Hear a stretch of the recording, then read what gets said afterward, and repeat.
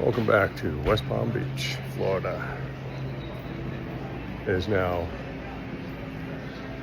an hour or so into my walk, and I thought I had another 5 hours to go, 8 o'clock flight.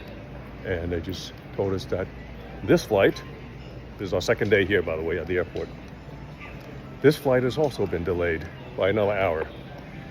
And we're seriously contemplating driving home. Just renting a car and freaking driving home, because at least that's guaranteed. But I don't know. I don't know what's going to happen in the next few hours. Are they going to delay it yet again like last night? Because we had a flight last night at 8 p.m. Got delayed 1 hour by another up until 12 o'clock midnight. And we finally got booted off the plane that had no AC because the plane was running low on fuel. And then we got on another flight at 1 o'clock and got booted off of that because they couldn't get somebody to certify the amount of fuel in that second plane to make sure it was enough to fly to New York City. So, I don't know. Anyway, while I'm here, let's talk about how my friends were able to time the market for maximum negative profit. My former colleagues, at least. I'm a retired cop, and the vast majority of my former colleagues are Republican and conservative. It's really it's almost the nature of the job. I don't know which came first, the chicken or the egg. Whether it's we're drawn to this job, conservatives are drawn to this job, or the job makes us more conservative, or a combination of both. But our friends, one of the few Democrat friends that I had when Obama became president, you think, you'd be all in for Obama, but, actually, he also thought that the market was going to tank due to this huge disruption in our political system, electing a black president. And he got out of the market, despite being a Democrat. One of the few on the job. And you know what happened during Obama's presidency. If you measure the worth of a presidency by the stock market, which some people do. But the stock market shot up after 2008. And to those people who say, this president made the stock market go up twice or 4x, whatever. If you measure it that way, well, I can also measure it. Well, I actually bought into the real estate at the time after the crash. And from 2009 to 2019, I actually made 8 times my initial investment over the course of those 10 years. So you shouldn't really measure a president by how well he does with the stock market. The stock market, again, the market has very little correlation to who's in power, who's in charge, who's president, which political party is in charge. So you should not invest and mix the two. You should not invest with politics in mind. So this is how at least a couple of my colleagues, former colleagues, timed the market and mixed politics with their investing, and never made back their money again. So they got out before the Obama presidency because they thought, basically the market was going to crash and things were going to get completely disrupted in the country. They got out, and they were expecting it to crash some more, but it didn't. It just kept going back up. And at every point that it went back up, well, no, I'll wait for next week or next month. It'll crash again.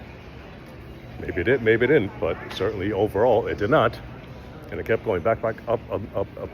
So something that's, when you sold at $100 and it went down to $50, And as it's going up to 60, 70, 100, $150 now per share, let's say, you don't want to buy into it now, right? Because now you're afraid. You're like, oh, it's too expensive to buy it now. I'll wait till it drops. And next week it drops to 145. Do you buy then? No, it's still too expensive. 135, do you buy then? No, it's still too expensive. I'll keep waiting. And the week after that, it went up to 165, let's say. Oh, no, I can't buy. And this went on for the entire time. And I don't know when these people got back into the market, but when they did, that stock that they sold at the index, right? Let's say at $100 per share, went down to 50, and now it's at $400 per share. You missed out on the opportunity had you not done a thing. You would have 4x'd. You would have quadrupled your money by doing nothing. Had you timed it perfectly, which you cannot, as you can tell, right? Had you timed it perfectly, yeah, you sold at 100 and went down to 50, and then you went all in. Had you had the guts, which nobody does, nobody knows, yeah, you would have made 8 times your money, but nobody can do that. So that's how so many people got burned, despite having their own president in charge. And I know plenty of people on the opposite side who left the market when Trump took over. And then after I retired, I was working for an elderly 85-year-old gentleman, billionaire. I was his driver and administrative assistant too, sometimes, just to turn on the Zoom, because he didn't know how to turn it on, and he would give me his password, and I would show up to his house, press in a password, and he would pay me $200 just to show up to work, just to put in a password. It took me about 15 minutes to do that. But he was a very conservative person. I think as a lot of billionaires, and especially elderly billionaires tend to be, they want to conserve their money, right? Preserve their money. So he was literally scared to death of the Biden presidency, and he was building bunkers in the tri-state area, multiple. And I had to learn how to become a boat captain. He wanted me to become an actual plane captain as well, a pilot. I never got the opportunity to do that, because I was like, there's no way I'm piloting a plane to fly you out of New York City in a case of a total chaos, total economic collapse, But I was on my way to becoming the pilot of a 100-foot icebreaker in order to break out of the New York City harbor, at a moment's notice, to take my client out of New York City, out of harm's way, and pilot him to certain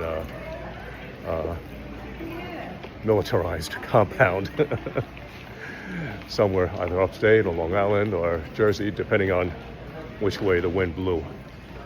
But he was scared shitless of the Biden presidency. He thought literally the world would end, the entire world would end. And, I think we all doubled our 401ks during that time. Anyway, don't mix politics with investing. Even this 85-year-old gentleman who ran multiple companies from his home, made that big mistake when it comes to politics and investing. And maybe he was a billionaire and he could have been, could have had 2 billions, but instead, he's stuck at 1 billion. Anyway, all right. This is West Palm Beach International Airport on my second day here, and the flight's getting delayed once again. I'm seriously contemplating renting a freaking car and just driving home to New York City. Be well.